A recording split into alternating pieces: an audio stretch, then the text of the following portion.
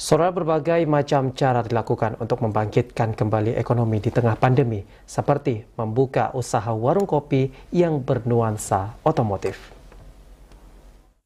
Malabo Aceh Barat mengembangkan usaha warung kopi dengan memanfaatkan sejumlah barang bekas kendaraan untuk dijadikan kursi maupun meja serta sejumlah dekorasi lain.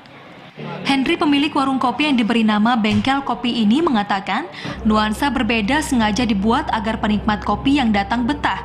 Nuansa otomotif di warung kopi tersebut baru pertama hadir dengan rasa kopi khas Aceh.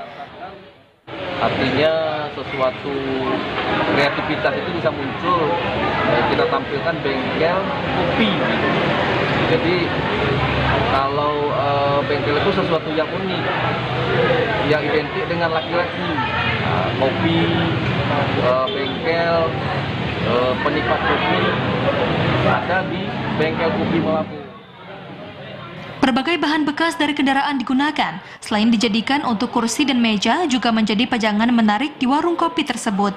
Dari Malabo Aceh Barat, Azhar Tefari melaporkan.